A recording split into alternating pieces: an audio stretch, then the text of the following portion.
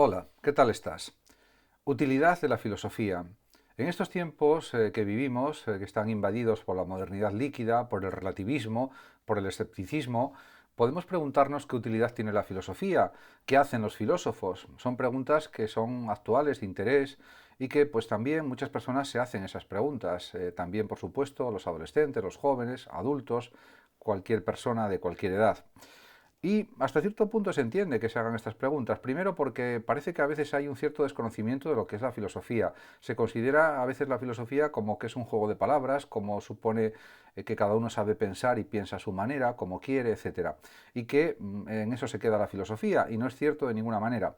La filosofía supone estudiar pues muchas materias, muchas asignaturas cuando se estudia la carrera de filosofía, y por supuesto hay muchas ramas de la filosofía y subramas también. Por lo tanto, la filosofía se interesa por todo lo que sucede en el mundo.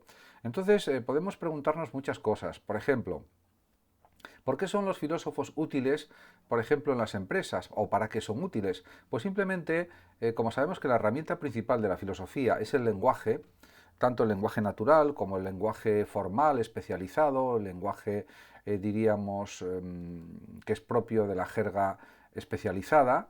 Es un lenguaje artificial el que usa la filosofía para ser más preciso el lenguaje y más riguroso. Pues esa rigurosidad, esa precisión, esa capacidad de argumentar en profundidad todo lo que se puede discutir, analizar, valorar, etcétera, eso es utilísimo en cualquier empresa. Porque a veces los grandes inventores, precisamente, o los inventores, precisamente destacaban por su ingenio, por su capacidad, por su talento, y eso también lo desarrolla la filosofía. Por lo tanto, cada vez es más necesario en el ámbito laboral, en todos los sentidos imaginables, en todos los órdenes pensables, que haya personas que sepan utilizar bien los razonamientos, las argumentaciones, que sepan razonar, argumentar en profundidad, que sepan buscar soluciones a los problemas, soluciones nuevas, soluciones originales, y también que tengan una buena capacidad de combinar conceptos, ideas, planteamientos que puedan resultar útiles. Y eso se consigue pues precisamente dominando el lenguaje, profundizando en él, sabiendo razonar, sabiendo argumentar, insisto, y eso pues mucha gente no lo hace bien. En cambio los filósofos son especialistas en eso. Por ejemplo, por la lógica que tienen que aprender, estudiar y que pueden enseñar o impartir, y también por otras materias que forman parte de la filosofía. No en vano se estudia la filosofía de la ciencia, la historia de la ciencia, antropología, filosofía de la física, filosofía de la matemática, filosofía de la química, etcétera, etcétera.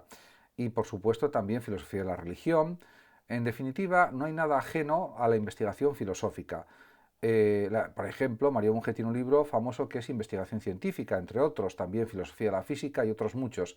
Con estos libros, Mario Bunge, que era de profesión físico y también filósofo y profesor de filosofía de universidad, insiste en el gran valor de la filosofía, en la capacidad crítica y racional que posee la filosofía, y todo eso es muy útil en todos los aspectos de la vida real y también en el ámbito laboral.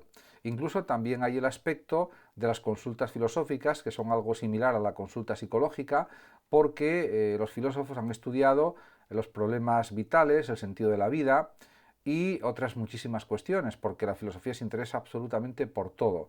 Entonces, la crítica que realiza la filosofía de todas estas cuestiones puede ser también muy provechosa o muy válida para muchas personas para poder dirigir mejor su vida, para saber lo que merece la pena y lo que no merece la pena en determinados momentos de su existencia también, y para otras muchísimas cuestiones.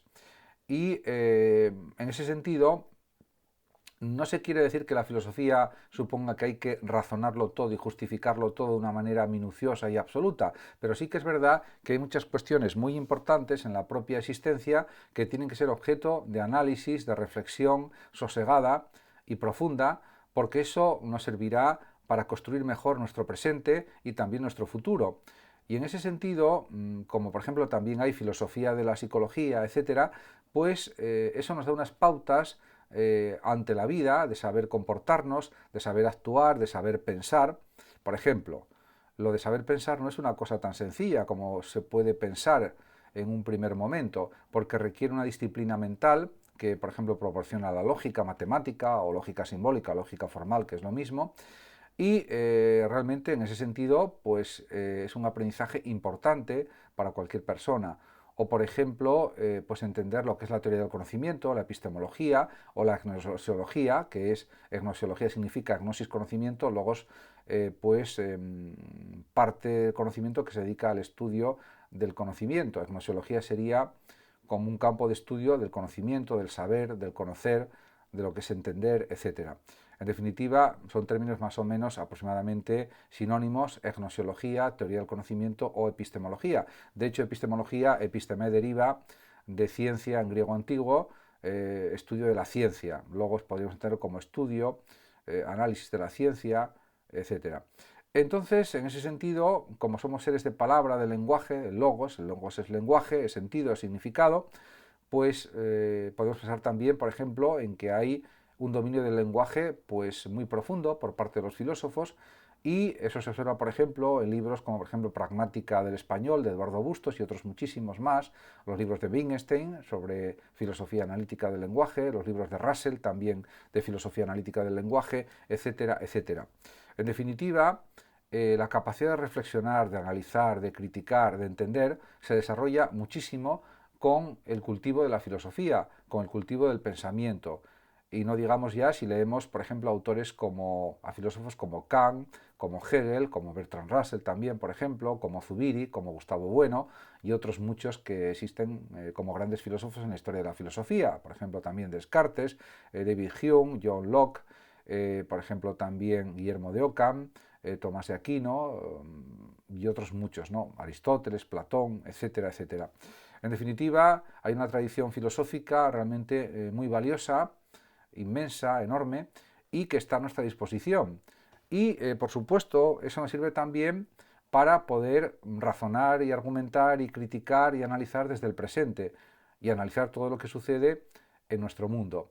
Por tanto, pues la filosofía es siempre muy útil, porque a veces lo que se observa en la realidad actual es que no todo el mundo sabe razonar con corrección, no todo el mundo sabe argumentar, no todo el mundo sabe respetar a los demás, etcétera, etcétera. Y todo eso pues hay que practicarlo.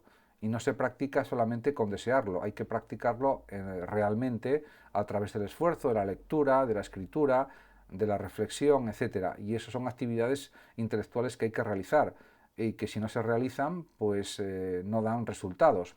Por tanto, yo diría que cada vez se necesita más capacidad filosófica, más pensamiento filosófico, etcétera. Porque también es cierto que la cantidad de libros de filosofía que salen cada año es inmensa, y la cantidad de libros que se podrían leer hipotéticamente, pues de filosofía es del orden de millones y millones de libros, cosa que ninguna persona puede abarcar, porque tenemos una vida limitada que puede durar pues 70, 80, 90, 100 años aproximadamente, y no podemos leer pues 1 millón de libros o 3 millones de libros o 20 millones de libros, lógicamente. Pero sí es verdad que los filósofos suelen leer pues varios miles de libros, o cierto número de miles de libros, vamos a poner así, de esta manera más precisa o más clara. En cualquier caso, eso puede ser ya suficiente para tener un bagaje cultural, un bagaje filosófico muy grande, y para poder comentar muchísimas cuestiones y ver también que se pueden realizar análisis sobre filosofía de la técnica, filosofía de la tecnología, filosofía del mundo digital, filosofía de la era digital, etcétera, etcétera. Por ejemplo, todos los problemas que están surgiendo con la cuestión relativa al uso de móviles y tal, también se puede abordar desde una perspectiva filosófica, ética, psicológica, en relación también con la filosofía. Y por tanto, de esta manera observamos que la filosofía es un saber generalista, universal, pero que se aplica a la crítica del presente y que puede criticar y analizar cualquier aspecto de la vida de las personas, de la realidad del mundo, entender mejor la realidad, etcétera, plantearnos las grandes preguntas, como se planteaban también en la antigüedad, en la Edad Media y en la Edad Moderna, y sobre todo también pensar lo que queremos ser y hacer en el futuro, aunque el futuro es cierto que desde una perspectiva filosófica no se sabe cómo va a ser. Puede haber pues unas ciertas proyecciones acerca de cómo será el futuro, pero eso nunca se puede saber con total precisión y exactitud. En primer lugar, porque hay variables que van cambiando a lo largo del tiempo, y esos cambios hace que sucedan otros cambios adicionales que tampoco pueden ser, diríamos, predichos previamente o prefigurados previamente para saber cómo va a ser el futuro. Por eso en los libros, diríamos, en las novelas futuristas, generalmente hacen pronósticos sobre que va a haber coches voladores en el futuro y luego en la realidad eso no se cumple porque hay otros sistemas de locomoción diferentes o cambian en otro sentido que no era previsible pues hacía a lo mejor 10, 20, 30, 40 o 50 años.